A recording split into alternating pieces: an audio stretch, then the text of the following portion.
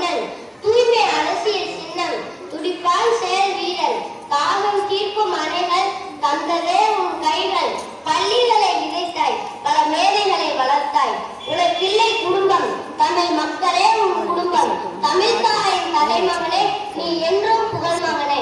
1954ஆம் ஆண்டு முதல் 10 ஆண்டுகள் முதலமைச்சராக விளங்கியவர் இவர். இவர் ஆட்சி புரிந்த காலத்தை காலம் என்று கூறுவார். அது மட்டுமின்றி சிற்றூருக்கும் பல பள்ளிகளை திறந்து வைத்தார். ஒரு தலைவனுக்கு கல்விதான் மனிதனுடைய ஆயுதம் என்று தெரிந்திருக்க வேண்டும். காமராஜர் ஒருவரை ஒரு முறை பார்த்து பேசிவிட்டார். எத்தனை ஆண்டுகள் ஆனாலும் அவரை பற்றி கூறுவார். ஒரு தலைவனுக்கு இருக்கக்கூடிய பண்பு.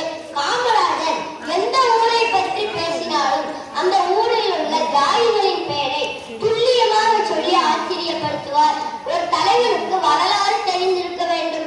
கதர் துண்டுகள் அணிவது என்றால் காமராஜருக்கு மிகவும் பிடிக்கும். அந்த கதர் துண்டுகள் அனைத்தையும் ஆழ்வரற்றோர் இல்லத்துக்கு கொடுத்து விடுவார். காமராஜர் தனக்கென எதையும் வைத்திருக்க மாட்டார். நாமும் காமராஜரின் வழியிலே ஒரு சிறந்த தலைவனாவோம். நன்றி, வணக்கம். My name is Bhagyashree. I am studying from the B section.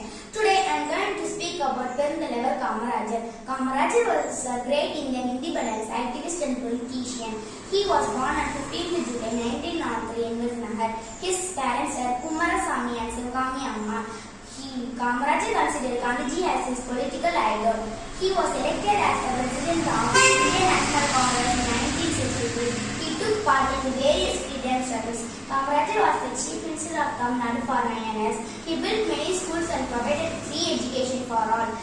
He introduced free midday meal schemes in all government schools. He opened dams and introduced mega industries in Tamil Nadu. His government was known as the golden period of Tamil Nadu. He played a crucial role in making Indira Gandhi and Lal Bahadur Shastri as the Prime Minister. He is also called as the Kingmaker. He received the Bharat Ratna in 1976.